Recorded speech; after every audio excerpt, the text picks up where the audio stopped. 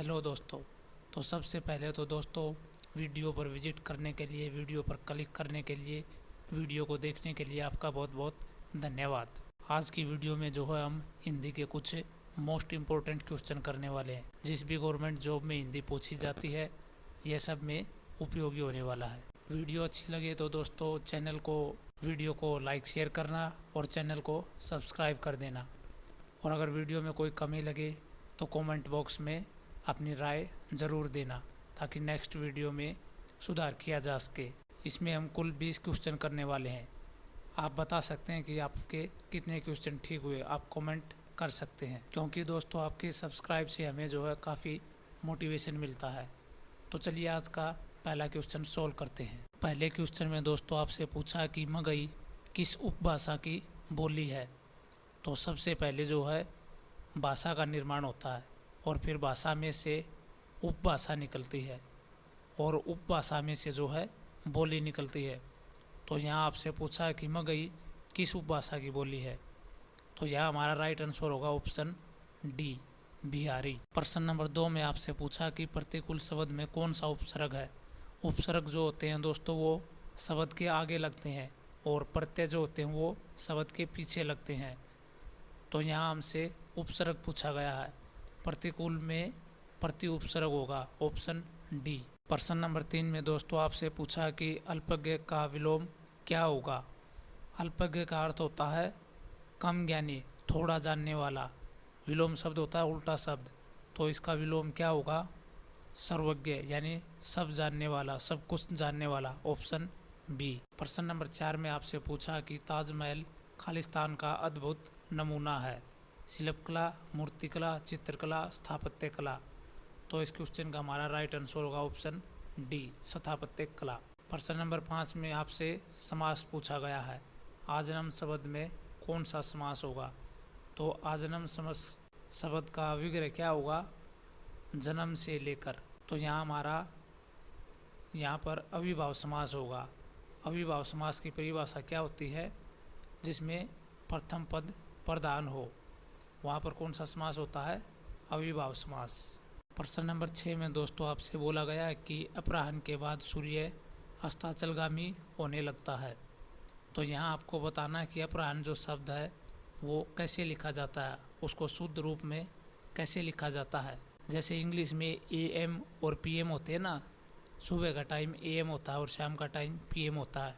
इसी तरह हिंदी में पूर्वाह्न और अपराह्न होते हैं। 12 बजे से पहले का टाइम पूर्वाह्न होता है और 12 के बाद का जो टाइम होता है वो अपराह्न होता है। और ये जो शब्द आपको दिया गया है अस्ताचलगामी, इसका अर्थ होता है एक तरह से सुस्त होना, एक तरह से डाउन होना। तो अपराह्न के बाद सूर्य जो है डाउन होने लगता है। तो इस क्वेश्चन का हमारा राइट आंसर क्या होगा, ऑप्शन डी, अपराह्न इस तरह से लिखा जाएगा। प्रश्न नंबर 7 में आपसे अल्पप्राण पूछा गया है। तो अल्पप्राण कौन से होते हैं। प्रत्येक वर्ग का पहला, तीसरा और 5वां अक्षर अल्पप्राण होता है। यहाँ पर हम देखते हैं कि ऑप्शन बी में क जो है वो 1 नंबर पर आता है और ग जो है वो 3 नंबर पर आता है। तो पहला, तीसरा अक्षर जो है अल्पप्राण में आता है। यहाँ हमारा राइट आंसर होगा ऑप्शन बी। प्रश्न नंबर 8 में दोस्तों आपको बताना कि मजिस्ट्रेट शब्द क्या है। तत्सम है, तद्भव है, देशज है, विदेशज है। तो जो शब्द जैसे कि डॉक्टर शब्द है, बुक है, ये शब्द सब विदेशी शब्द हैं।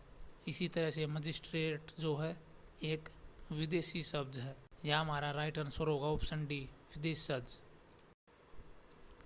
प्रश्न नंबर 9 में आपसे नागर का पर्यायवाची शब्द पूछा गया है। जैसे आँख के पर्यायवाची क्या होते हैं, चक्षु, नेत्र, नैन। इसी तरह आपको बताना है कि नागर का पर्यायवाची क्या होगा। तो यहाँ हमारा राइट आंसर होगा ऑप्शन सी, चतुर। प्रश्न नंबर 10 में दोस्तों आपसे पूछा कि चौपाई के प्रत्येक चरण में कितनी मात्राएं होती हैं। 11, 13, 16, 15। तो यहाँ हमारा राइट आंसर होगा ऑप्शन सी, 16। दोहा जो होता है उसमें 2 लाइनें होती हैं और जो चौपाई होती है उसमें 4 लाइनें होती हैं। प्रश्न नंबर 11 में दोस्तों आपको एक लाइन दी गई है, पायो जी मैंने राम रतन धन पायो। आपको बताना है कि इसमें कौन सा अलंकार होगा। तो यहाँ पर हमारा कौन सा अलंकार होगा, अनुप्रास, उत्प्रेक्षा, रूपक, उपमा। इस क्वेश्चन का हमारा राइट आंसर होगा ऑप्शन सी, रूपक। एक मोटी पहचान ये होती है कि ये जो डैश आपको दिया गया है यह लगभग रूपक अलंकार में देखने को मिलता है। दूसरी तरफ रूपक की परिभाषा क्या होती है, जहाँ उपमेय का उपमान पर आरोप हो वहाँ रूपक अलंकार होता है। तो इस क्वेश्चन का राइट आंसर होगा ऑप्शन सी। प्रश्न नंबर 12 में आपको जो है क्रमबद्ध तरीके से लिखना है। तो इसको कैसे लिखा जाएगा, सबसे पहले जो है हम ये वाला पार्ट लिखेंगे, इसके बाद हम इसको लिखेंगे, इसके बाद इसे लिखेंगे और सबसे लास्ट में हम ये वाली लाइन लिखेंगे।